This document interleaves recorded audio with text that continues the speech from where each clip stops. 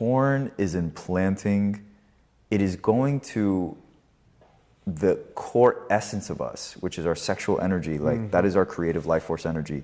It is getting into our mind to tie the images of sex, which are misalignments in porn, through the sexual center so that we can associate the ecstatic release of an orgasm, ruining our ability to experience real pleasure with a woman consistently.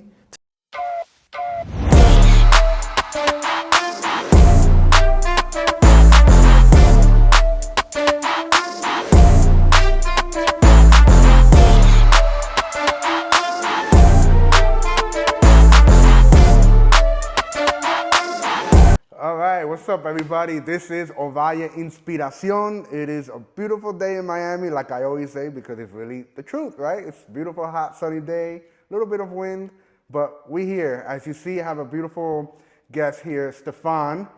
What's up, brother? What's up, man? How's it going? Good to see you. Good. So, I don't know anything about you. Yep. Except for your name and that you're Colombian, right? Yes, half Colombian. Half Colombian, and that you are a painter. Yes. Right? And you're an artist as a whole. Yes. As you guys see behind, and this place is beautiful, right? This is where he does a lot of his artwork, along with other different artists. And we're going to talk about different topics that we're going to get into. Some of them may be controversial, but it's needed, all right? So, Stefan, can you just tell us a little bit about yourself, your childhood, family, brothers, all that kind of stuff? For sure. And brother, thank you for inviting me to be on your podcast. I'm inspired by the dedication that you have as someone that just cares, and then using the resources that you have available to do something. Right. Right? And so I admire that and I respect that a lot. Appreciate it, man. I'm glad that we're connected. I'm glad that we're having this conversation. Awesome. And yeah, I'll keep it brief. I'll keep it quick on like the kind of like the background. Yeah. But born in Miami. So I'm a Miami native. Okay. My mother's Colombian, my dad's Cuban. So you got the Caribbean side on you. As well, for sure. Got island vibes, right? And motherland. And I basically grew up in South Florida, and then I went to college at Florida State, so I left. I went to Detroit for a little bit, pursuing a startup. I've always been into business. Yeah. And so I was in an entrepreneurship program at Florida State, and then from there we started we were putting together an idea that we wanted to become a real company, and it didn't go as far as we wanted to, but we were in an accelerator in Detroit, and so we did this whole like startup tech journey thing in Detroit only a year, but then afterwards tack on another almost 3 years that me and my other co-founder, we like thugged it out as much as we could to do our best to bring that dream into reality. We went up to Tallahassee, and then it didn't work out, as most new ventures do, right? Yeah. In this case, don't. And then I joined up in another startup with my friend at that time, Clearwater. Oh, wow. So I was up in Clearwater in St. Pete, and this was beautiful city. Beautiful. Beautiful city. Beautiful beaches, beautiful vibe. And now one thing, and since most of the people that are probably listening to this are Miami oriented or aware of Miami, when I was in St. Pete, I liked it, nice vibe, and I missed Miami. It's your home. Yeah, you're always gonna miss home. I missed the vibe, like how big the city is. Yeah. So besides, but through that, in the first startup, I started getting into my art. Okay. Not painting yet, but I started getting into the graphic design, web design, UI, UX design, and that's where I've noticed that I was flexing skills that I like to flex. And I like the creative aspect, because one hugely important marker in my story is I never thought I was creative. I thought I was not creative. I think most people think that. I think so too. I say that to myself too. And people tell me, no, you are creative. Look at the TikTok videos you make. I'm like, yeah, I guess because I compare myself to experts. And we underplay. Yeah. We underplay ourselves. We undervalue as well as our things as not being, because maybe they're not at the scale of somebody who has been nurturing that skill their whole life. Yeah. or has a super big talent and they really do come out the womb and they're just Picassoing, whatever. Right. Then I do see there's some validity to us thinking that we're not as creative, but only because it's comparison. Yeah, pretty much. Right? pretty much. So yeah, man. So I came back to Miami or South Florida right before COVID, and then I've been here since COVID and doing my thing. That's what's up. And then I got into this space at the beginning of 2023. So recent. Yeah. So a little over 2 years now. Awesome. Yeah. And do you have siblings? Yes, I have 3. 3? Yeah. Sisters, brothers? 2 sisters, 1 brother. It went like girl, boy. Oh. And then I'm the youngest. Oh, you're the baby of the house like me. Yeah? I have 2 older brothers. You have older brothers? 2 older brothers. Word. And I'm the baby. Word. But I'm the second tallest in the house. Oh, I love it. Yeah. So no one can talk shit to you. Yeah. Awesome. But yeah, I like what you said, that even though you were up there, you miss Miami. And Yes. I said, it's your home. Yeah. Even if you love living somewhere else, you're always gonna miss your home. Yeah. Like, even though I'm here in Miami for 8 years, New Jersey is my home. Now, I'm not gonna go back to it, but I do miss it in many aspects. That's where I had my whole life, pretty much 30 years of my life. Right. All my family lives out there, my friends, and I came here to pretty much knowing nobody. I met my wife through Instagram, which is another story for another day. Word. And now 2 kids, and we've been married for 6-7 years now. Nice, man. So yeah, so we're here talking about this, right? So I want to go back to December 8th. Okay. December 8th, as you know, or at least that week, every year is Art Basel. Yes. And we had a specific Art Basel week for the fight against human trafficking and bringing awareness on human trafficking. Yes. And it was, Victor and Gloria, who's the one that put it together, and I know them both. I've actually interviewed both of them on my channel as well, so I'm always in connection with him and her. And I went with my boy Sway, and it was dope. And like I told you earlier before going live, is that I'm not really into the art world. Like, I've never been into the art world like that. As far as like painting, this and that, maybe all different, tattoo art. Yeah, I love tattoo art. Yeah, definitely. Right? But I just started seeing all these paintings, and I'm like, wow. And then I see yours. It's a huge one, a big one with a lot of yellow, and it was just, from a distance, I was like, what is that? Because it was just like a bunch of numbers everywhere. But for me, I kind of knew what it was already, because I'm in the world of fighting against human trafficking and numbers, statistics, whatever. So I kind of knew that's probably what it was. Right. And that's what it was, Yeah. And, the event went on. And then when they mentioned that you were going to continue or finish your artwork that night on that same piece, I'm like, whoa, okay, this is going to be awesome. I never experienced that. Yeah. Now, this is so funny though. When you were doing your thing on that art piece, on that, I don't know what you call it, canvas? I don't know. Yes, canvas. Okay, canvas, Yeah. right? See, you don't know, I don't know about art like that. All good, So all good. it was on that canvas. Now, and you played, not music, An audio track. An audio track of a guy who was just saying numbers left and right. Well, it was the auction. Yeah, pretty much. And the fact that track. you kept at his pace, I'm like, whoa. And then on that, you kept writing those numbers, or writing them on top of the artwork you already had. Yes. So I'm on the stairs. I don't know if you remember the stairs. I do remember, yeah. I was recording everything because I'm like, okay, this is gonna be dope. And in my mind, it's like 10 minutes in, and I'm like, bro, where is he going with this? Like, it looks like a child came and just started writing all these numbers, and I'm like, and this is what I thought it was gonna be. I thought you were gonna, like, I don't know, flip it or take a page out, and it was gonna be like some type of, elegant, beautiful looking art. I really thought that's what it was gonna be. Right. But then 14 minutes, and then you end, and I'm like, what? And then you went to go eat a banana, and then you were looking at your art, and I'm like, bro. So, not to go forward, I want you to explain. It was probably one of the most powerful things I've seen. Word. So, explain, and my viewers will see the picture. They'll see, I'll post it. Right, thanks, for sure. And that's funny. It's nice to hear what you were sort of expecting and like what your interaction was during the event.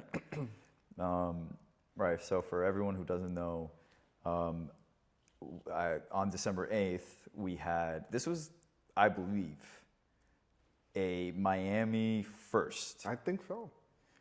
The first Art Basel, or taking place during Art Basel, exhibition that was to raise awareness for human trafficking. And with art from survivors, from activists like myself, and sponsored by organization, in this case Quest of Freedom and Bear University and Tree of Life and the other organizations there, to raise awareness around human trafficking. And that's significant because that marks where we sort of are as a journey in humanity, to sort of bring awareness everywhere. You know, not just in the spaces where there's activists, but art is a medium for being an activist. And everywhere can be sort of like, there's an invitation to bring, not shove down your throat activism, but definitely an invitation to a conversation of like, hey, over here where we're having a lot of fun, this is great, there's a lot of money, what else can we do with this platform? How else can we raise awareness? So I was really inspired by Victor when he originally approached me about wanting to do something together for Art Basel. Right. And the real story, I'll tell you, I'll be quick, I was not going to do that piece. I think I spoke about it at the end. I came up with the idea for that piece and the big piece that I had behind me 2 weeks before the event. Wow. Because I have other art that's for child sex trafficking, and I was just going to bring that, right? And then the thing with the banana happened. Oh, yeah. And so everyone knows the banana thing. Literally everyone, like my guy at Whole Foods, you know, my parents, like everyone knows about the banana. And I'm in the art world, right? And I saw that and I'm like, wow, this is disrespectful. Like I felt viscerally like this was a level of disrespect in the entire art world that demonstrated that the joke went too far. Yeah. Right? So I started feeling really inspired to paint about that incident, about that event, which is a historical event in the art world. Right. And I don't want to make it seem like I don't like the work. I think it's kind of genius. Yeah. You know, I think the banana on the wall is, it's to some degree like, it's cool, it's legit, it's funny, it makes a statement. And I love it for that, but I didn't love seeing it rise to this platform and this stage where now we're using money to validate something that it's serving its purpose, but now it turned into something different when the capitalist machine got involved and started exploiting it for profit. Yeah. And then it became what you say, a distraction. Right. And I felt like it was very much a distraction. Because very easy for that to be sensationalized in the press. And, you know, the subject of human trafficking, child sex trafficking, man, those are important issues. Or like what's going on in the DRC, right? And we know that there's child labor there, but in general, there's just poor conditions, things that we could bring more awareness to, and other places where there's violence and stuff, whatever. And I know it's hard for most people to want to think about the stuff that they feel powerless to have any sort of real effect for. So it's one of the reasons that we check out. We don't think that we have power. We don't think that we have a voice. We don't think that we can add anything, and so we don't think about it. Yeah. Because we feel powerless. It feels overwhelming. It's like, okay, I can think about starving kids in Africa, which is, you know, the famous one. I can think about starving kids in Africa, or the conflict in the Middle East, or what's going on in Palestine and Israel, and I feel impotent in whatever I could provide, contribute, support, or give an opinion on. And so people don't think about it. Yeah. And that is a disservice to those people, especially like kids, who don't have a voice.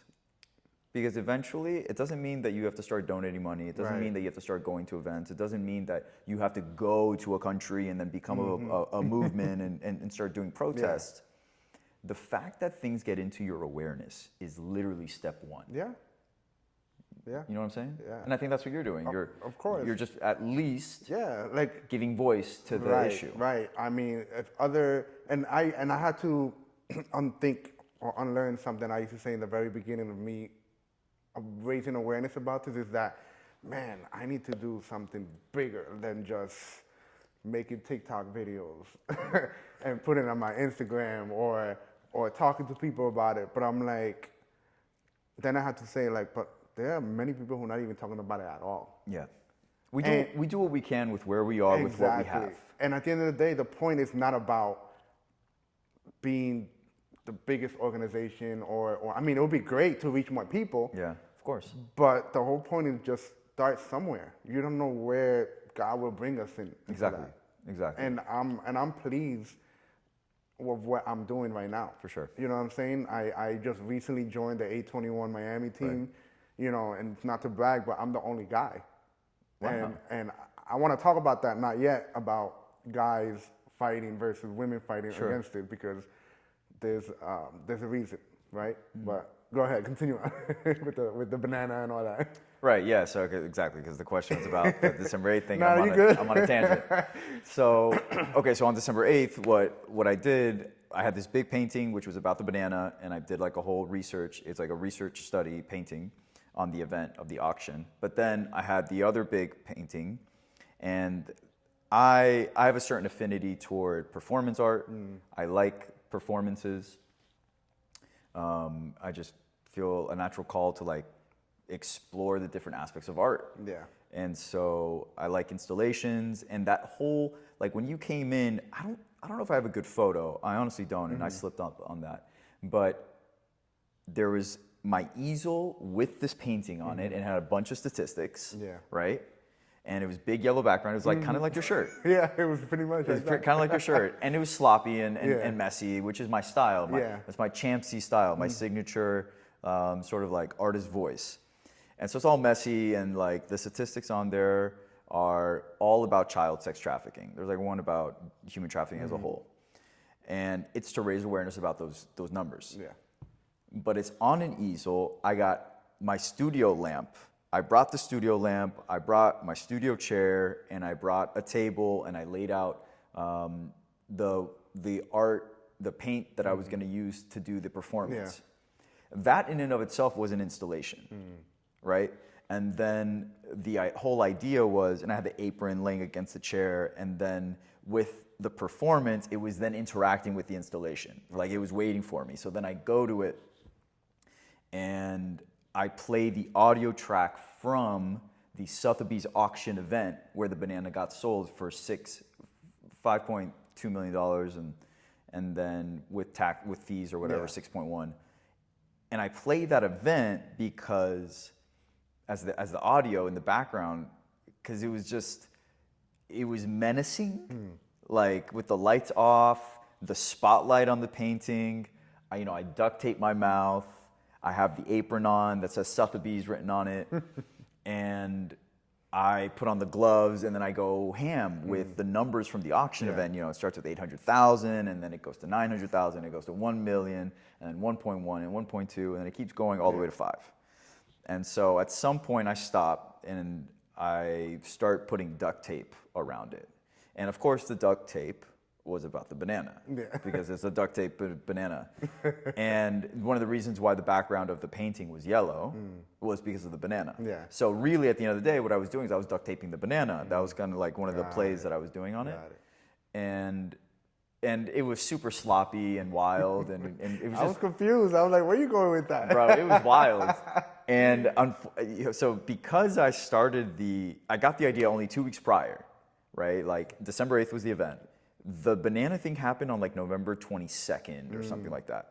And then it's not like I didn't start on the 23rd. Yeah. I really started the week before. So like Thanksgiving, that Thursday. So like Friday right after Thanksgiving, I started painting the big piece. Oh, wow. And then Saturday I did that piece, and then I had 1 week exactly to do the rest, everything else, the big piece. Yeah. And so planning that performance and getting the audio stitched together, because I did some special effects with my homie who came through for me, was all super rushed. Wow. It was all super rushed. And dude, I don't want to be the guy that is super rushed to get things done, but I don't want it to be a pattern, but it so far is a pattern. Yeah. I got deadlines, and then I rush to meet them. But dude, it was wild. I like woke up in the middle of the night, and I was like, it was 4 a.m, and the idea for the performance just came through, and I'm like, yes, and I was so excited by it because I'm like, you know what, the child in me is like, yeah, art world. I'm gonna show you like, this ridiculousness, like the child that wants to throw up a middle finger. That's not where it's meant to really come from. That's just the child. But there's a mature version of that sees that and it's like, okay, that energy matured is the performance. Is now let's do something that is tasteful. That can bring not this like, it's not meant to be hatred, but it is meant to be aggressive. It's not meant to be violent, but it is meant to assert. And that is what that whole performance conveyed. And, as far as raw and wild and, things not going to plan as it did, I loved it. It was still, it still caught hardcore. our attention because we don't know what was going to come out of that. Yeah. You know what I'm saying? Like, I was literally recording from the stairs, and I had a guy next to me, and we were looking at each other every 3 minutes. I'm like, where is he going with this? Right. We were so into. We were both recording from our phones. Really? Yeah. But then at one point I stopped because I want like, you know what? I don't want to miss it.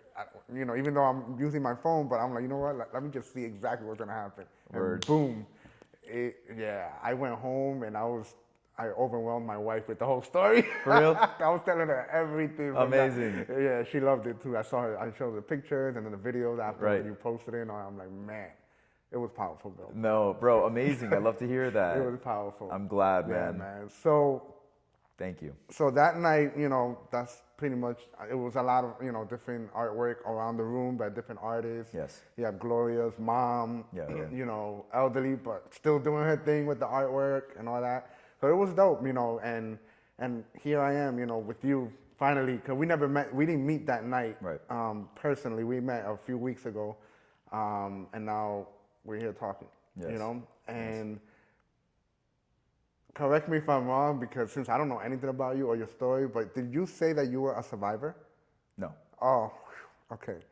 All right. I don't know why I thought I heard that, but thank God you're not. But all right. But I want to get into you do art in general, right? Yes. Now, what caused you to do this specific art, or how did you get into this whole child trafficking and exploitation world? Right. So it's pretty straightforward. I was watching a Tony Robbins video for his birthday, and I think it was his 60th birthday, and he threw a huge party, and he raised money for Operation Underground Railroad. That's where I get most of my shirts. And I had known, right? We know, quote unquote, that this is a thing.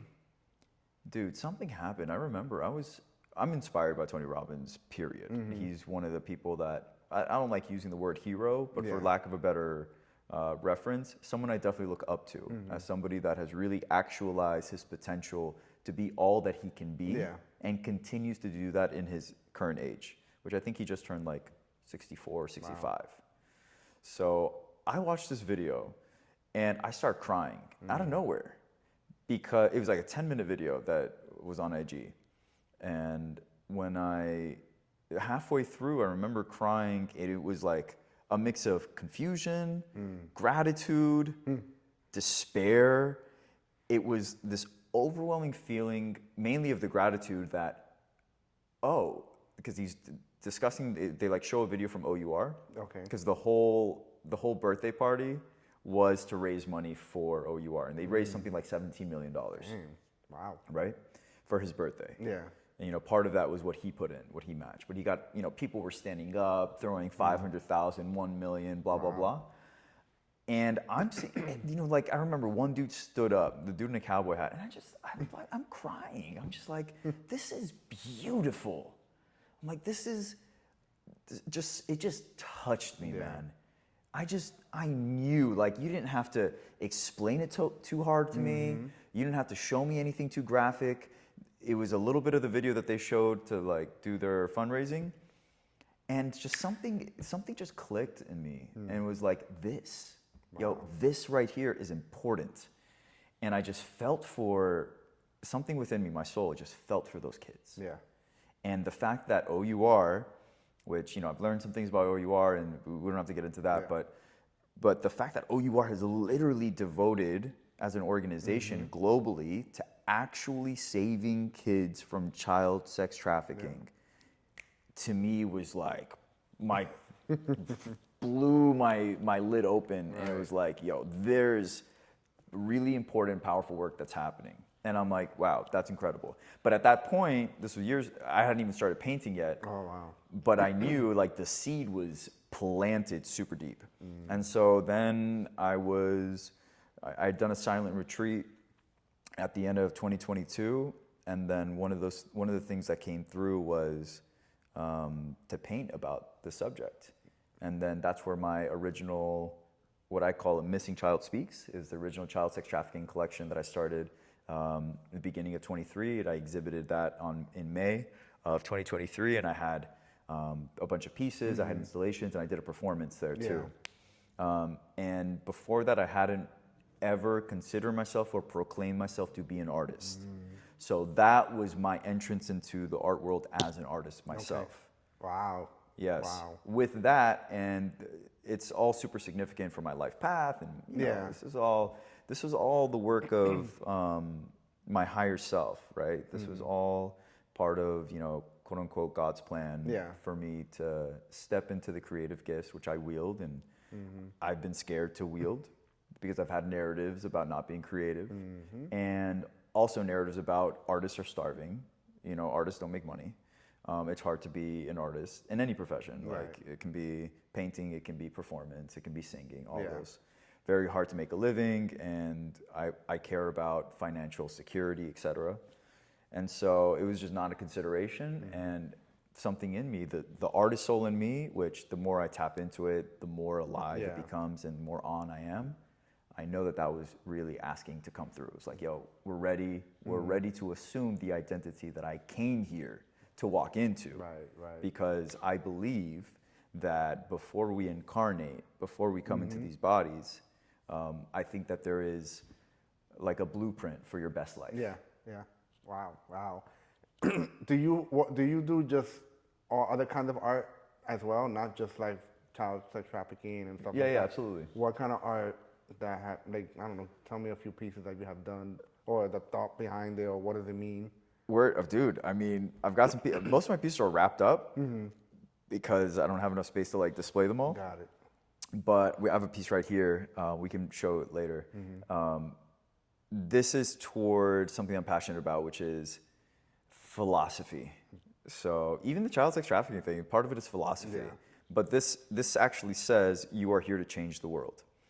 So it's kind of like all destroyed, and I like destroying my work. If you can't tell. I mean, yeah, I noticed that. If you can't tell, bro, like there's something in me that gets turned on when I can just like go crazy with it. And my artist name is Champsy. Okay, yeah. Right? And that's actually a childhood nickname that my sister gave me. The sister that's closest to me in age. She gave me that nickname, and it kind of I believe the root of it is like chimpanzee. Because I used to monkey around and be a monkey and wild. So that Champsy energy is what I bring into my art. And it really, I can feel it when it comes on, and it's really powerful energy. It comes through, and it comes through in waves, and it makes me want to just be really expressive with my art. So I consider myself to be a neo-expressionist. Okay. And so my art has to do with the philosophy that I like, but also I just made one. Dude, I just made a piece about Kanye West. Oh boy. That's another. Oh yeah, that's another guy. But I just made a piece, and that's very much in the style of just Champsy, man. That's just like, I was very expressionist. A lot of color. Like, I care about color a lot, so I care about color combinations and stuff. And just to evoke a certain feeling, just drew him nilly-willy. I like to have some kind of form in the art so that it's not just abstract. Yeah. Got it. So I play with different ideas. I just drew one. The one that's on the wall is a naked woman or almost naked woman, and then there's a dude underneath, and he's drawing her. So that's just a reflection. Oh, wow. That's just a reflection on actually on myself, on being an artist. Yeah. And so different things, but most of them are coming from my self-reflections. Like I'll draw in my journal, and then that'll usually make it to the canvas. Yeah. Nice. So I want to bring it back to the child sex trafficking or child exploitation. Let's talk about digital or social media exploitation. Okay. As you know, we live in a social media world like ever before, and predators have gotten a hold of kids like never before because of social media, right? I mean, you know Chris Hansen, the guy from How to Catch a Predator? Oh, yeah. Right? His show is called right now True Blue. I binge watch all his videos on YouTube of them catching these predators, whatever. But it's because, you know, the internet, everybody's on the internet, and we have kids and teenagers on the internet. I work with middle school and high school students all over South Florida. Right. And all these kids, you know, they're on Roblox. And I always said it, listen, pedophiles love Roblox. They love being on Roblox because they talk to young girls or young boys, and they're older, and they're promising them things and all this stuff. And so many kids are being trapped into that world. Another thing is sextortion. I don't know if you know what sextortion is. Sextortion is pretty much, you know how when you get a text message from somebody that's really pretending not to be, but it's supposedly a girl, and they just want to build a relationship with you through social media, but then as they groom you or build that trust, a social media, a digital relationship with you, they send a naked picture or some picture of themselves, and then they want you to do the same. And as they're doing that, after a while, they want you to send money. And then if you don't send money, they blackmail you, they threaten you, all that kind of stuff. So sextortion right now is a huge thing, targeting the most teenage boys. Yeah, I've actually, I know about this. You know what I'm saying? Yes. So what are your thoughts about this whole social media? Because obviously you can use social media for good, but I'm at the belief that kids should not have social media, period. That's just me. You know what I'm saying? I'm not saying they can't have a phone, but they don't need social media. Why do they need Snapchat? Why do they need Roblox? What? No. Brother, I don't even know what Roadblock is. You ain't missing out. But it's a game where It's a game. It's a little, you know, it's a little game where you have like different boards and the characters are little like little squares or whatever. But so many kids, I'm talking about 8-year-olds to teenagers, are in it. Yes. You know, and they can have little chat rooms to chat with different people, but older people or older men are in those chat rooms. Roblox is probably like one of the number one apps that's not safe for kids. Interesting. Wow. Snapchat is another one. For sure. You know what I'm saying? And it's a lot. And I was reading, and I just did a video of this on my TikTok, a 3-part series on sextortion, that the number one app that predators go to message somebody is Instagram. That's the first point of contact. Once they're already talking to them, the number one app that they go for private one-on-one, like DM messages or whatever, is Snapchat. Right. But, and along with other stuff. Because it disappears. Yeah, it disappears. Yeah. You know. So, what are your thoughts about all of that stuff?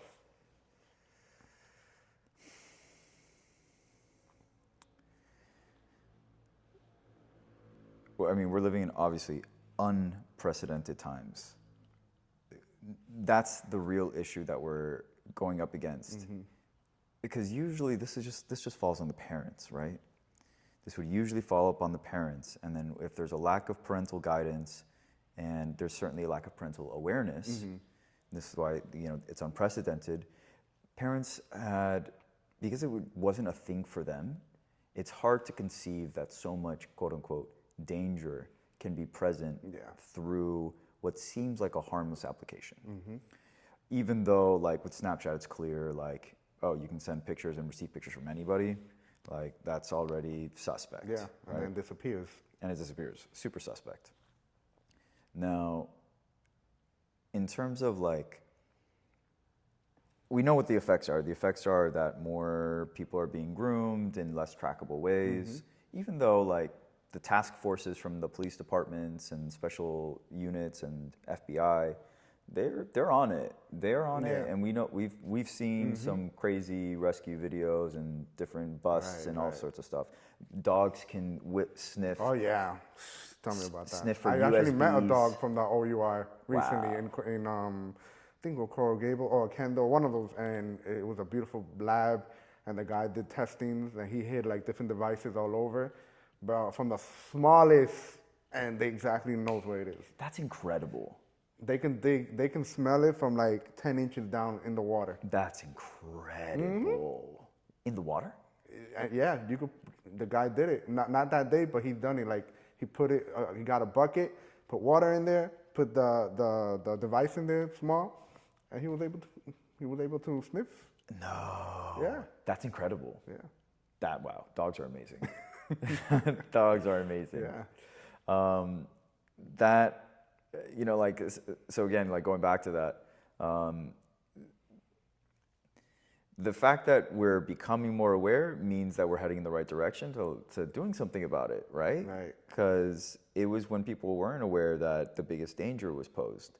But I watched / read some stuff about how in 2020, the incidences of things happening online, both grooming and COVID played a big part of it. COVID played a big part Everybody because was home. people were home. People were home, and we know the stories, we know the statistics. It's kids that are in broken homes that are most at risk. Yeah. Right. Kids that are alone a lot are at risk, and this is where we can have a real conversation. So, again, parents, there's not just a lack of awareness about what the dangers are, but we have a fundamental breakdown of what it is to have like a functioning society that exists around familial transparency and strong familial relationships, where parents were otherwise previously involved maybe a little bit more in people's lives, like kids' lives. But today it's almost like the kids are allowed to sort of, how should I say this? Run their own program in a lot of houses. And I don't want to throw out generalizations without having statistics to back it up. But from what I can see in the field, and from like certain cases, and I'm specifically talking about probably middle class America, maybe Hispanic, maybe not. But I think there's something to do with demographics as well, and we could talk about that, where if a kid is allowed to be in their room every hour of the day and take their food and go up to the room and eat alone and just use the computer, and when they're at home, like if they're just constantly using their devices and the parents are not creating an environment where there is social skill, an understanding, familial connection, you know, like the nightly dinners, no devices, and more things that encourage sort of correspondence and open communication between the parent and the child about whatever's going on in life, et cetera, you would have less of an incidence of all of these behaviors, all of these dangers, and all of these risks. The fact that there's predators, yes, there's predators. There's always going to be predators until we can, you know, eradicate child abuse at the origin, which is wherever it first occurs, right? And we're not there yet. It's going to take a while to get there. We'll get there, but it's going to take a while. So there will always be predators. So what we can do is not necessarily defend ourselves or protect ourselves. It's to become more aware, to empower ourselves to make better choices and be aware of the different things that might be coming up. So noticing like, hey, my child is locking the door.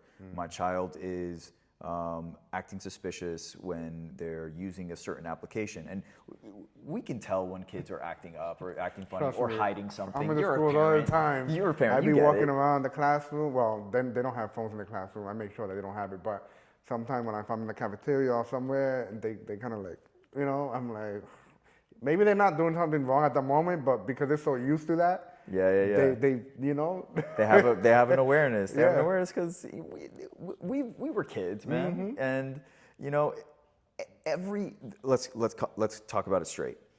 Every young man goes through the hormonal changes that make us absolutely bloodthirsty for women in some way. It can be very soft where you just want to kiss, but like to the other degree where you want to have sex. Right. As a 12-year-old Yeah. or 14, even though you don't know what sex is, right? Yeah. The way that we have sexual images just like proliferating the minds of these little children wasn't so much the case with us when we were younger. Now it continues to exacerbate. And I mean, dude, these are real issues. Yeah. These are real issues because Yeah. these are our kids. This is the future of our Of society, Of course. right? So, I mean, it's worth talking about. Yeah. Brother, parents are the first line of defense, Yeah. period. Yeah. I also want to say this, and I know Victor talks about this a lot, and I agree. Culture plays a big part in this. For sure it does. If you're in the Caribbean culture, and probably African, I think, but Caribbean, because it's what I know, the topic of sex is a taboo. If the topic of sex is taboo, most likely they're not going to talk about all the other stuff that involves, whether it's child trafficking, prostitution, Yes, exactly. trafficking. They're not going to talk about that. Exactly. Because that involves sex. Exactly. But I always say, and it's sad because I'm married to a Haitian woman, and being in a Haitian neighborhood, North Miami, or just being around Haitian for the past 8 years, I've heard so many stories of just Haitians being, girls specifically, molested by an uncle or somebody that they know when they were younger. And I believe, for the most part, it's the parents' fault because they don't talk to their kids about sex. And I think that when you don't talk to your kids about sex, you're doing a disservice because they don't know anything about sex, or they learn it from porn, which we'll get into, or from the streets or whatever, or they don't know what it is to have a healthy relationship. So they're more vulnerable and more, they can easily fall into that. Yeah. And Yeah. that's why culture plays a big part. Culture plays a part. You know what I'm saying? And it's hard to break that culture. It takes a while. Yes. So everybody has different values, different beliefs. Yes. Even within our own, nationality, like Dominicans, yes, we're all Dominicans, but you may have a totally different set of values or beliefs. Yeah. It's hard to break the culture. Yeah. But at the end of the day, we live in 2025. We have so much information, so much misinformation, and so much solid information that we have no excuse to really learn to see what's out there. Yes. Whether it's in the financial world or this topic or whatever. Yes. We can't be lazy. And as a parent myself, I was never told anything about sex from my parents growing up. I learned that from porn and friends. Right. As a matter of fact, I laugh at this story, but this is crazy. I was 21 years old. I was dating this chick who was 25. And, my belief, I'm a Christian and I don't have sex before marriage. Well, I didn't. I'm married now. And my mom, she was always that jealous person who just always had an issue every time I had a girlfriend. And for some reason, and my mom, we never got along. We never had a good relationship. Now it's better because we live in long distance, but I grew up hating her. I had suicide attempts, so many bitterness towards her. And one day she came to the room. It's so vivid. She came to the room and she just threw like 3 condoms on my bed. I don't know what got into her. I don't know why did she think that I was sleeping with this woman. I don't know what it was. But that's the only time in my life that I got some type of conversation or something about sex. Sure. At 21. Yeah. Yeah. But I learned porn at 8, 9 years old. Yeah. Yes. So you know what I'm saying? Culture plays a big part. Yes. And as a father of 2 under 2 or 2.5, and then 8, 9 months, boy and girl, and me working in the school system, and my wife worked with kids for many years, like, you know what I'm saying? And it sucks because we can only control so much. Can't control anything. Exactly. Well, yeah, but you know what I mean. Yes. Because they're still young, they can't do certain things. Yes. But then when they get older, the teenage years, it's like, man, I'm not there yet, but it's like the fear in me. I'm like, bro, like, obviously I don't want to keep them in a box. Right. Which is probably worse sometimes. Right. Right. But at least educate them so they know. Yes. And they can't say, I never knew this when they're older. Exactly. And that's what we need. Exactly. I'm not saying parents go start a whole career on human trafficking or whatever. No, talk to your kids, learn about these things. It's online. There's so many free resources out there. You just can't be checked out as a parent. Exactly. You just can't think that everything is cool because they go to school, and maybe they have like okay grades or good grades. Yeah. Like no parent can just assume that everything is Right. good, and they can be sort of like on autopilot. Like, hey, we're doing good. Everything good in the school. You doing all right? Okay, good. Right. You eating? Okay, good. Right, and I get it. That's their child. They love their child. But being in the school system, man, some of these parents gets me heated because they think their kids will never do anything wrong. But I'm in the class all day, or I'm in the class for those students for 3 weeks in every school. I see what they talk about. Interesting. I see what they do. And you're telling me that they're so innocent? You know what I'm saying? You can't If be they're that not innocent, I would imagine one of the things that comes up is that, okay, now I have to confront where I am not doing my duty as a parent. Yeah. Because then if everything is good, then everything gets to stay the Right. same. If my kid is innocent, my kid's good, everything gets to stay the same as it is. If there's an issue, then that means that now I have to do something different, Exactly. right? And that might be confronting over an identity about being a good parent, et cetera, et cetera, et cetera. Yeah. That's a plausible reason why people might want to defend for innocence Right, of their right, kid. right. Also, people want to believe the best in their child. Be like, hey, like, I don't know about you. I don't know where you came from. You know, in my house, we do things a certain way. My kid's good. Maybe you're the one with the problem. Yeah. So, you know. Yeah. So it could go both ways, so many layers, but because But parents have to be involved. yeah, no matter what. Yes. And- And your kids are gonna be fine. But you brought up a point about should, which I don't like using should, Right. but should kids have social media at all up to a certain age? And I'm of the opinion that I think it would be so much healthier for kids to refrain from using social media until they at least turn 16. That makes more sense. You know in what I'm my saying? eyes. So that way, it's not like you got to college and you never had a social media account. Right. But one of the best things that my mom did, and I really got to give her credit, she did not let me have a video game console. Wow. And I cherish her for that because I loved video games. Me too. Bro, I used to play swear I could GTA all the spend- time. Dude, I could spend my entire life playing video games. And because I didn't, I can jump on a video game. I ended up getting, like, in college, a PS3. Oh wow. And yeah.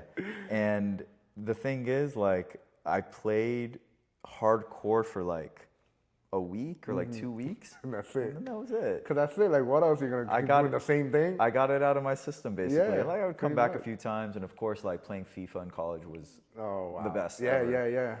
yeah. But then I was very much able to just like detach from the video game console because yeah, it could be very addictive. Listen, earlier in my marriage, I considered multiple times to get. Well, when the PS5 came out, I considered getting it, but then I'm like, nah, I can't because I'm gonna play it too much. Even though I kept saying in my mind, no, I'm not this and that. I'm gonna be playing too much. Then I'm gonna neglect my wife, and I can't. I didn't get it. It's so easy. This is one of the things. Goes back to the social media. It goes back to video games. We're unconscious in the way that these things hijack our neural processes, our consciousness. It just hijacks us. Yeah. All of a sudden, like, I want to play again. Or if it's social media, I want to keep scrolling. Yeah. If it's a pretty woman, I want to keep looking. If it's porn, I want to keep watching. And it's like these things just like the way that they enter into our minds. And this is why it's so important, teachers, schools, our systems, everything to recognize the power that these things, that we give these things and the potential for them to be an agent of misuse and then be abused by other nefarious actors, right? Because we know that people, like even during gaming, people are talking in their gaming and then they get lured into private chat rooms and then there's all sorts of grooming and then like just relationship building. Yeah. And someone's posing to be someone their age and they're really someone that's 20 years older and doing some nefarious. Exactly. Something nefarious. Before we get into the topic of porn, because I really want to get into that. Yeah. It plays a humongous, like over the top. Over the bro. top. No, over the top. There's a guy, it's maybe like 3 of them, but the main one I see because the other guy's on the camera. His name is Dustin. They call him Scrappy because I think he's about to be in the MMA. But he's like 8-0 right now. And he lives up in Delray Beach on there. So him and 2 other guys, they pretty much catch predators. Wow.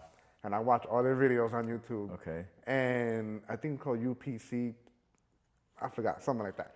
And they pretty much pose as decoys, as young teenage boys or teenage girls, and they go on Grindr, which is a dating website. Yeah. And they send Scrappy to do the catching, pretty much almost the same Walmart that they go in Delray Beach, mostly Walmart. And they go in there and, to make sure that's the person, they're like texting, and then the guys, whatever, and they're like, oh, your name's that, and then they start talking. Sometimes you'll find a few trying to run away, this and that, but he catches them all. Not all of them get arrested on the spot. Mm-hmm. Most of them do. Some of them do after they investigate more.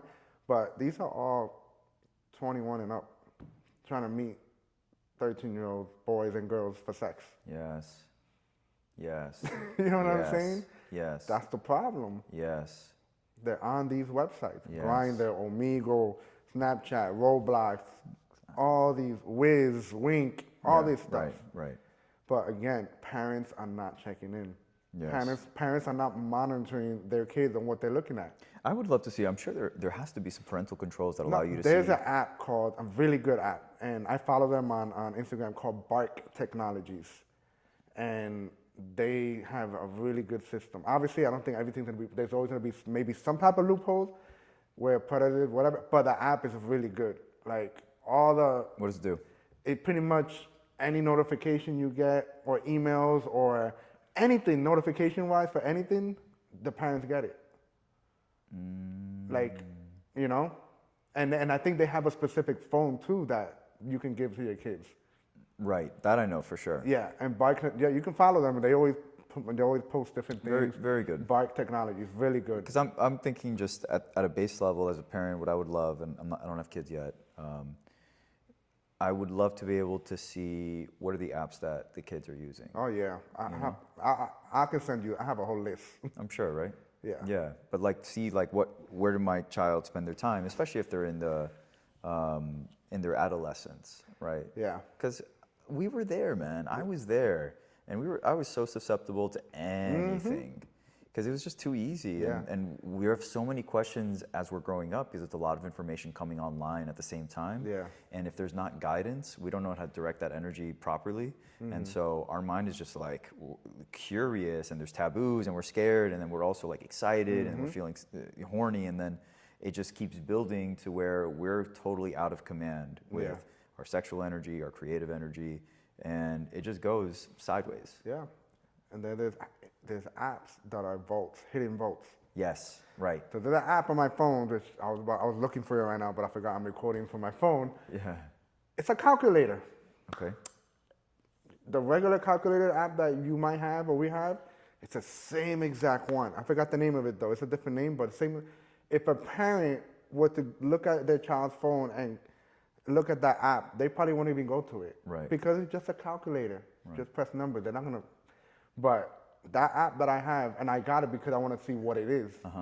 Pretty much, once you open it, yes, it shows the calculator, the numbers, but then you unlock it. You unlock it with your face or whatever, a code, and it's just a whole world of, you can save files, photos, videos, It's a vault. all of that stuff. Yeah, I understand. Parents don't know that. Yeah, exactly. Kids can be easily thinking they're going to be using calculator. No, they're using that. Exactly. Yeah.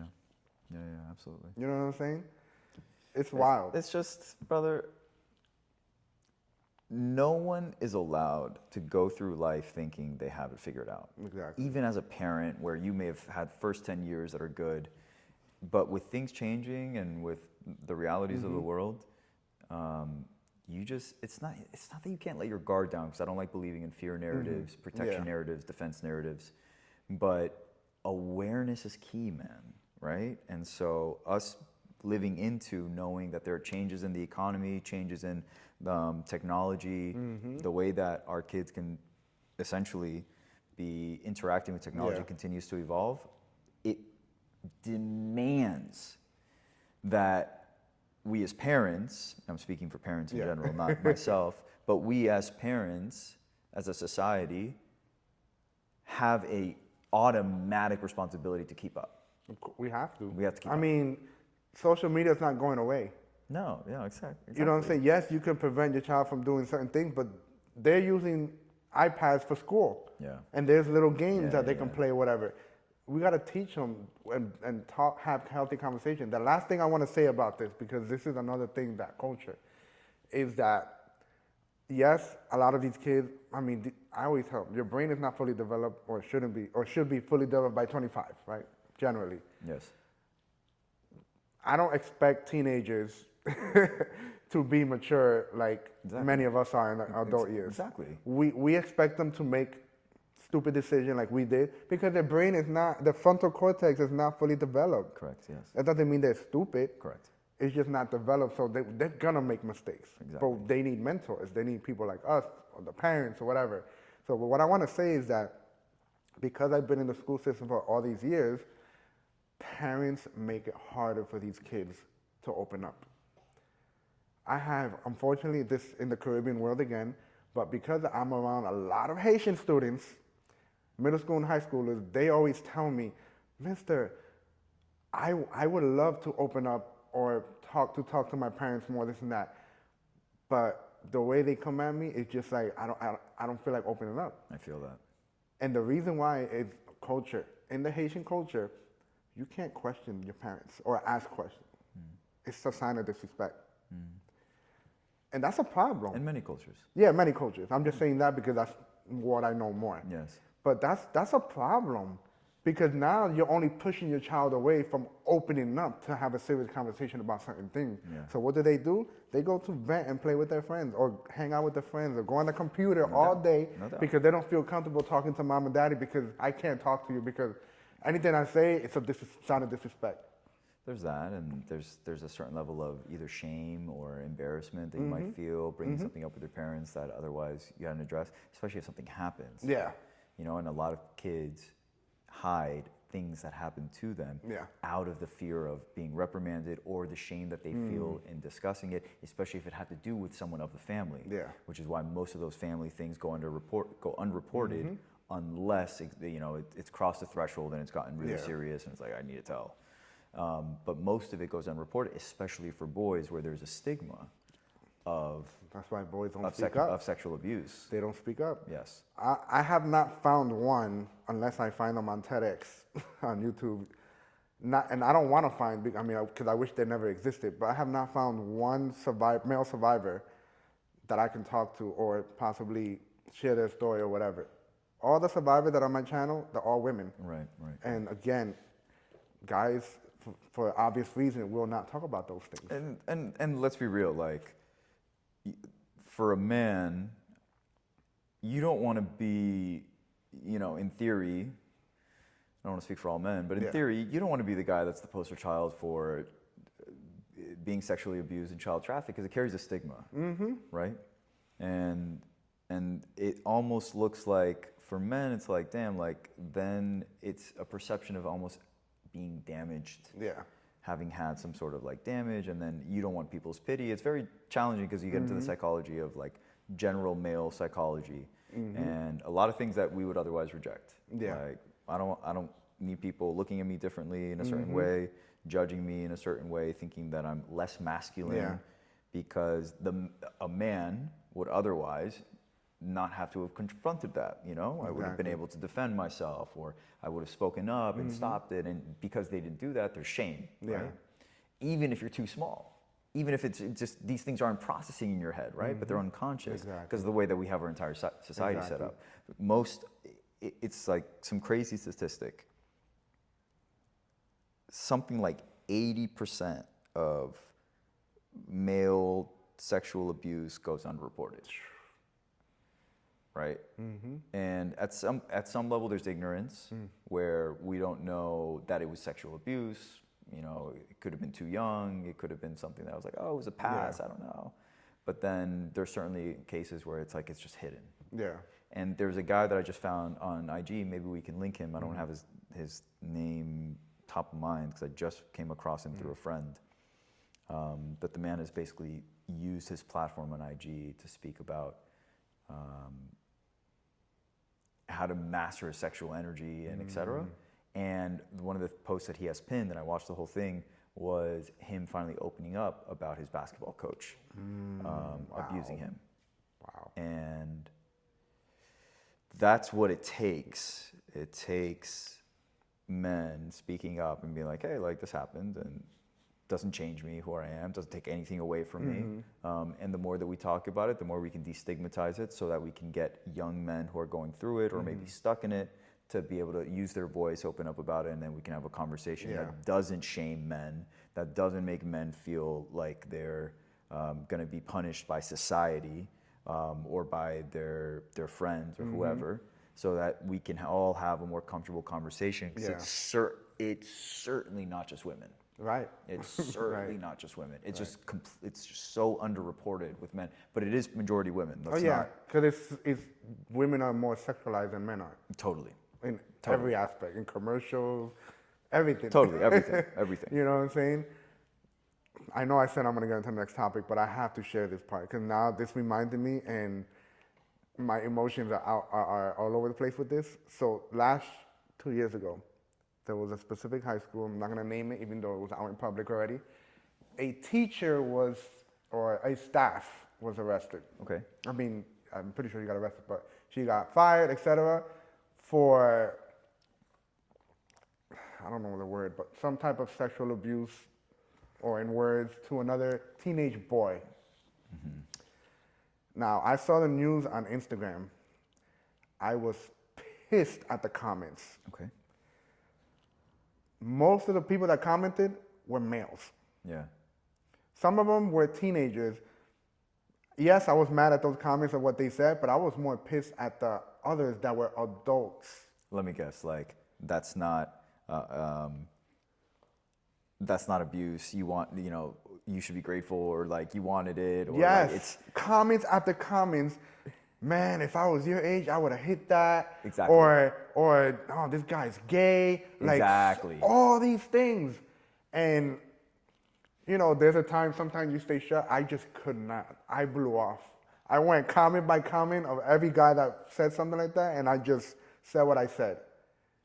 Because are you kidding me? This is a child being sexually or molested in some way, and you're saying this? What if that was your child? Exactly. Or but if it was a daughter, oh, forget it. If it was a girl, that guy should be burning in hell. Exactly. That guy should be getting the death penalty. Exactly. So you see the double standards. Yes, exactly. Huge double standard. I was so pissed when I saw that. It's just to bring our awareness that that's exactly the way that we've have society formed, so that men don't feel comfortable discussing the subject, because they'll literally get stigmatized over it. Like there's shame around you admitting that an older woman abused you, or an older man abused you. But it's more so with the woman. Yeah. Because it's like, bro, come on. You didn't take advantage of that. That was a gift. Yeah. And you're looking at it as abuse. Pussy. Yeah. You gay. Yeah. Pretty much. Loser. Yeah. So unfortunately, that's just where we still are in our consciousness. Unfortunately. But that's it. It's just having a sober awareness of like, this is where we are. Yeah. And we can move toward a new iteration of our society, of our species, where we address it from a more sober standpoint. Right. So pornography. I was introduced to porn between, 8 to 10 years old. Okay. And it wasn't even the whole vivid image of porn. Right. It was one of those channels from back in the day where you cannot see. I don't know what you call that. Those like late night, those movies that they used to play? It's not a movie. It was actually porn, but it was like you can't even see anything because it was, I don't know what you call it. You know how back in those days when you didn't have cable, there were certain channels you can't see because it was like blurred and you have the static noise or whatever. Okay. But then as a child, this is how curiosity goes so far. As a child, I was so curious because I heard the moanings, the noise. And even though I couldn't see vivid images of the woman and the man, but there was little cracks that I can see something. But it wasn't enough. But it was enough for me to continue seeing that every single day, even though I couldn't see the whole thing. Interesting. And then from there on, it was once I finally saw videos of the whole thing was at, I don't know whose house I was. I was with my cousin at one time. That's when I saw porn, like the whole picture. And from there, I was always watching porn. I'm 10 years old, 11 years old, 12 years old, to the point that I became very promiscuous. Yes. I lost my virginity at 16 years old to a 30-year-old stripper in Dominican Republic at a strip club. Okay. Wow. At the strip club? In Dominican Republic. Damn, that's savage. Yes. No judgment. I was, but the That's crazy strip thing club is is though, savage. even though I was into porn and all that, I was innocent in so many ways in that area that I didn't know, you know? And the thing is that it was in Punta Cana, Dominican Republic. I was going to a wedding, it was a family wedding, but I was the youngest one. Everybody was like in their 30s, older man, and then maybe a cousin like in the 20s, early 20s. And they said, it was the night before the wedding. We all went out, and it was like, oh, we're going to a strip club. But in my mind, I'm like, it wasn't more of like, I don't want to go. Yes, I want to go. It was just like, I was just quiet, you know? And I went to a strip club. They gave me money. Well, they were all drinking Bacardi, and they gave me money to buy a girl. And you see every stripper coming out, sitting on my lap so I can buy them. But there was a motel next to the strip club, and that's when we went. And I lost my virginity at 16 years, to a 30. That's even though I consented, statutory rape. Well, I don't know about the laws in DR, but here that would be considered rape. And then ever since then, I was just very promiscuous. Sure. Even more porn and more porn, all that stuff. Sure. That's a problem, and that problem continues today in this society. Yeah. Worldwide, Yeah. but America is huge because it's legal. Other countries it's not legal. Some countries it's not. Yeah. What do you say about that world of porn and everything that's happening? Well, the world of porn, man, dude, this is the biggest, bro, this is the biggest issue that we have, that we are dealing with, and we do not know how to deal with it. Yeah. People don't, this entire world does not have a clue. Because you can't it's like you trying to take away porn from people would be like the equivalent of trying to take alcohol away during the Prohibition. You know, like that's not a solution, right? But we know that porn consumption is a problem because of the way that it hijacks the male brain. Yeah. And the fact that kids, it doesn't matter where, every child is being exposed to porn. Every single one. Every male child finds porn. There's very few exceptions. And it keeps going younger and younger, right? It was more difficult to access porn when we were younger. It certainly was for me. And yet, still found it, right? Still found it, still watched it, but it wasn't a la carte, anything you wanted to the deepest misalignments that you could imagine at the ripe young age of 12. Like, I had to wait until I was older. I was in college and someone told me about Pornhub, right? But like kids are finding out about that level of, because you can watch all the porn that you ever wanted, ever. And kids find out about that much younger now. Yeah. Like 12, younger, who knows? And it's not like, it's always some other kid. it's always some other freaking like 10-year-old kid. He's like, hey man, you seen this? Like, and they like pull out and then they're watching in school, like whatever. And it's unfortunately like it's not bad influence, but like these influences, like other kids who they're wilding out, and they bring in other kids because everyone wants to wild out together. If you're doing some quote unquote hood rat shit, you want to bring all your friends because then you can all be doing some hood rat shit together. And porn at a young age is doing that hood rat shit. It's like, yo, look at this. That's it's so that cold. Peer pressure. You give time. in easily because you don't want to be left out from your friends. And we are so curious about sex and women and sex as a young guy, even women. Yeah. Right? Most women are exposed to porn, watch porn. They don't have the same drive as men, luckily. So it's not as addicting to them as it is for us. And they don't suffer from it in the same ways, but the entire world is suffering from the mass addiction to porn that we have, period.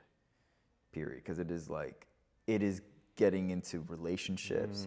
It is inspiring deeper levels of misalignment in our psychology when it comes to the sex we want to have with women, when it comes to the things that turn us on, when it comes to being able to have a connection with our own penis and in our mind. And all of that is... In the movies, just get worse. Everything is getting more aggressive, in the more movies. extreme. This is before artificial intelligence, because AI is going to come in and change the game at an even deeper level for people that want to go deeper in that space, and they will be able to explore it. It's just going to get worse.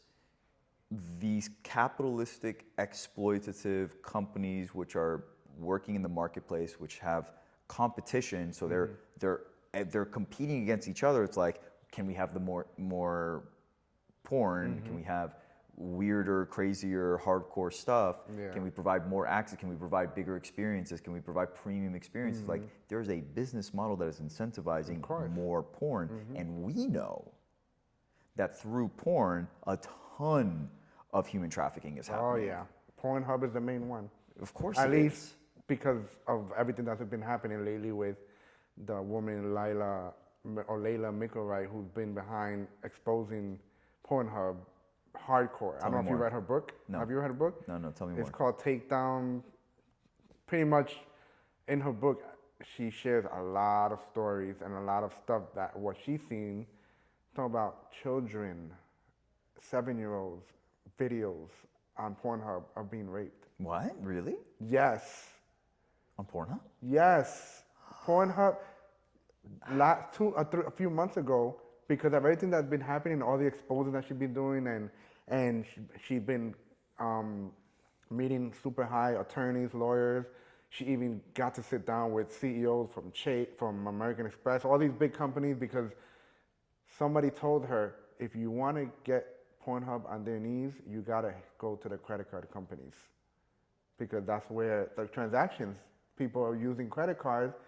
You know what I'm saying? Yes. So it took them a while for them to like react, so I think a lot of credit card companies already pulled away from Pornhub. I don't know if porn itself, but from Pornhub specifically. And Pornhub removed 91% of the content from their website. Even though there's still hundreds of thousands of videos on it, but they removed 91%. That's crazy. That's a lot. 91%? Yes. What? Yes. That's a lot. It's a lot, but they still have lots of videos out there. I'm sure they do. You know what I'm saying? But if I'm gonna send you the video, the book, or so you can read it in your time or whatever, so you can see. But she speaks about everything. She spoke about a young girl, somewhere in Plantation, up in Broward. She was, I don't know, 14, 15. This happened like in 2021, 2020, or 2019 maybe. She went missing.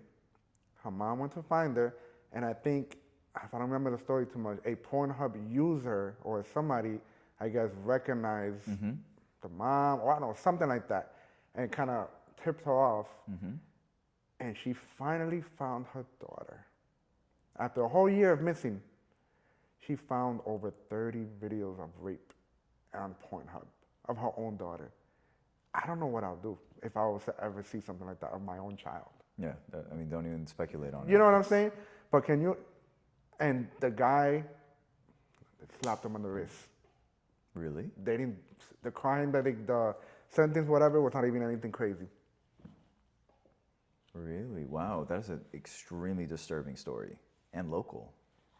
Wow, man. It's wild. The most powerful story I've ever heard, even though I don't recommend anyone to do this, but listen, OUR posted this last year. A woman in India, India's huge, her daughter went missing for a year.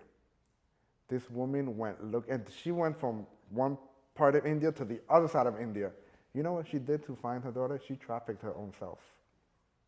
Oh my goodness. She trafficked her own self to find her daughter, and she found her. Bye. Take care. She found her own daughter, and they both escaped, and they survived. That's how far a mother's love goes to find somebody, their own child. she trafficked herself. Wow. Yeah. Yeah. That is super intense. Yeah. That is super intense, Yeah. man. But yeah, continue porn. I mean, there's not too much I want to say other than I think it is the number one thing doing harm to the minds of young men across the globe without any close competition. Yeah. It is so bad. Like if video games can addict us and keep us from our potential, that's one thing. Yeah. Porn is implanting, it is going to the core essence of us, which is our sexual energy, like that is our creative life force energy. It is getting into our mind to tie the images of sex, which are misalignments in porn, through the sexual center so that we can associate the ecstatic release of an orgasm, ruining our ability to experience real pleasure with a woman consistently to the point where it distorts everything in our lives. You really start seeing women as objects. You really start seeing women as like fuckable and all the distortions that we end up having and I know because I've experienced it, you know, because I have this on my IG. I spoke about being addicted to porn and finally coming off of it beginning of 2020 completely. I'd already like spent years coming off of it. Yeah. But it was so strong of an addiction and in the way that it was changing my view of the world. Where like I was imagining people and I'm like imagining them on their knees. Yeah. You know, something just distorting my entire reality where it was like over-sexualizing everything. And the thing with it that I think is most insidious, obviously the energetics about it, the more you do it, the more you want it and it grabs you and you start going deeper. It takes you with it. So I remember going into deeper and more hardcore videos, right? And that, you know, I recognized it as it was happening. I was like, this is getting a little bit more hardcore. I was like, this stuff earlier, like, was pretty chill. And like, now it's not that chill. Like, now this is getting, and I recognized it. And I knew, I was like, something's off. Yeah. I'm like, I'm seeing that this is happening.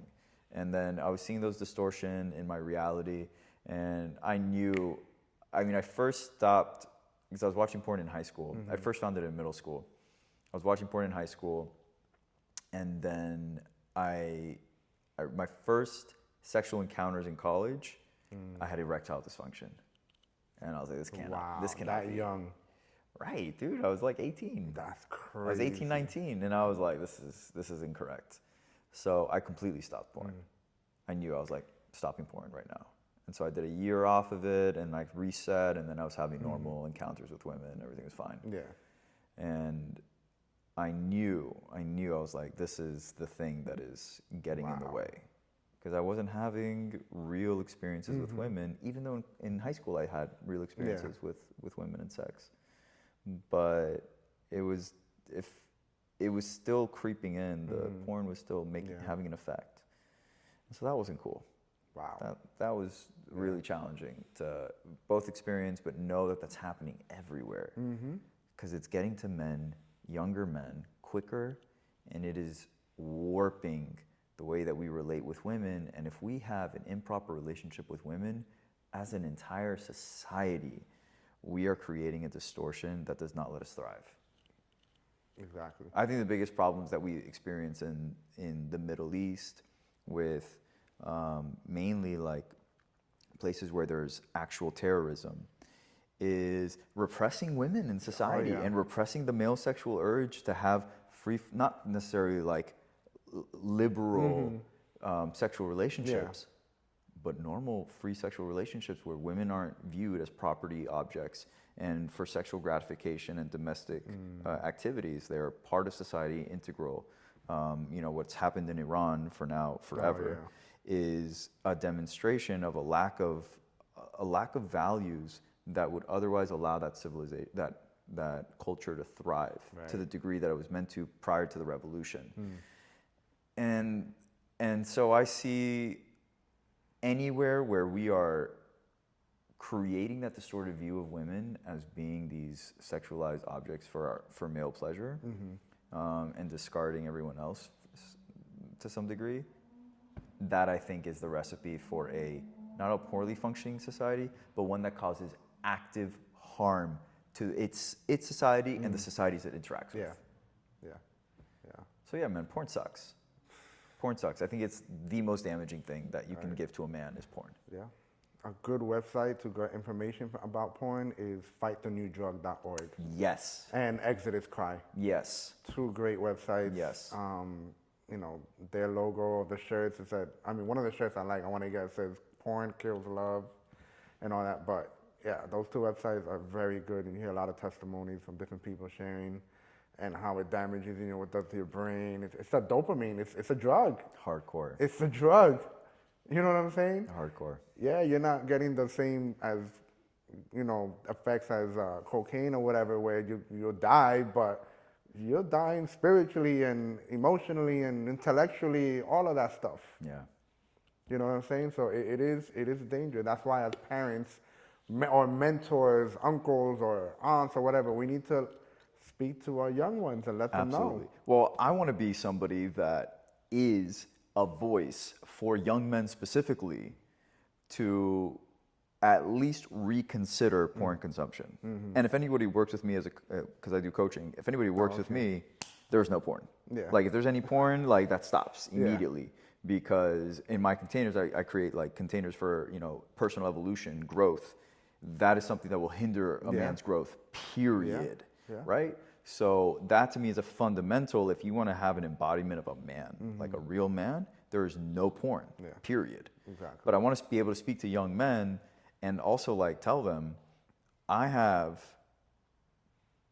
so much better orgasms now being porn free for so many years than I ever had when I was watching porn. And that is like in my own sexual experience of pleasure is now way better with having subtracted porn out of my subconscious, significantly. Yeah. So our job is to really, again, bring awareness, let people know, and they just got to make decisions. Yeah. Because at the end of the day, we like you said earlier, maybe paraphrasing or using the wrong word, but we don't want to come from a point of activist where we just like, you know what I'm saying, going down the throat. Yeah, or shove it exactly. down. Yeah, we still can be aggressive or assertive or strong, but we want you to know what's out there. And that's what we do at my job. Like, we don't tell them what to do. Exactly. We give them awareness. Listen, if you have the ability to do this and that, you can do that. But these are consequences that can happen. If you want to have sex as a teenager, you have all the ability to do it, but just know that there's a higher chance or a chance of becoming a father at a young age or getting her pregnant. And is that what you really want? And they're kids, they don't understand. I have kids asking me, oh, Mr. E, what if you use 2 condoms at one time? I'm like, listen, if you want to use 2 condoms, that's you. But just know you're going to be putting friction on one and you're going to probably break it. And pregnancy can happen.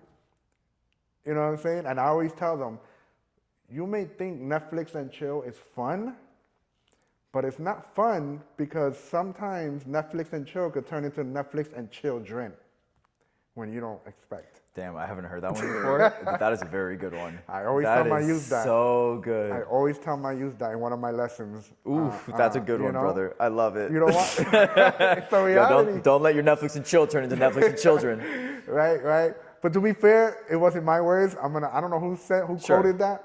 It was my former manager that I got it from him. So Devon, shout to you. Let's go, Devon. But I always say that's it, genius. Yeah. Nah, but it's a lot. I mean, we could go hours talk about these things, but I just appreciate, your time at first I didn't know where we were going to, most likely in my mind, I was like, the interview will be done online because that's mostly how it is because people live in different places, but you invited me to your space. So I appreciate For sure. You inviting me to your art world. Well, part of your art world because there's other artists in here. Yeah. But I appreciate it. This is a topic that's going to continue, having in general with other people. And I appreciate your feedback and your testimony of stories and being honest and transparent. Yeah. Because that's what we need. Yeah. You know what I'm saying? People need to hear these stories and they need to know the truth. Yes. Yes. Yes. So is there any final words, I guess, you want to share about anything? I'm on IG. I have my artist account, champc.art. I have my main account, _Stefan Leon. Stefan is with an F. And I am here to continue to raise awareness about this issue and any issue that is for the betterment of society. I want to see our species as a humanity thrive. I strongly care about male embodiment and becoming that leader version of ourselves, which is what you're doing, what I have professed that I'm here to do for my life, and it's my commitment to continuously walk into that better version of myself. And when I know this for a fact, when kids are looking up to us, they're looking first by example. We always lead by example, right? So by us walking the walk in whatever we're doing, which is why even creating awareness around the issues or listening to an interview or just being aware of things is at least that first step into becoming more involved, so that when the opportunity does present itself to contribute to an organization that you feel called to contribute, where there is, if you see a sign of something that might be going wrong, if you can speak to a kid that maybe isn't your child, but is somebody that is maybe missing a parent or is missing leadership, you are now stepping into a role where you're empowered to be part of the force that supports the evolution or the guardianship of kids. And at the most important level, holding the vision, because we're creatures that manifest through our minds, holding the vision of a society that is free of child abuse, free of porn, free of blatant misogyny, and obviously free of human trafficking, child sex trafficking. Right. And we can get there as long as we believe that it's possible, and it takes people just believing that it's possible and holding that vision. And then we can figure out, life will present us opportunities where we can now take part in whatever our contribution is called to be into contributing toward that future. And so holding that vision, I encourage everybody in the world that is hearing, that has their ears open, is hold the vision for that world, where there's harmony between men and women, where our children are always not even protected, they are safe. They are safe, and we are their guardians, and we continue to uplift the rest of society. Awesome. Well, there you have it, friends. I hope you enjoyed this discussion. Follow his artwork. I'll put it in the bottom section of my channel. Stefan, thank you for coming once again. I appreciate everything. Thanks, man. This is Ovalle Inspiración. Stay tuned for more interviews coming up with certain survivors of sex trafficking. Peace.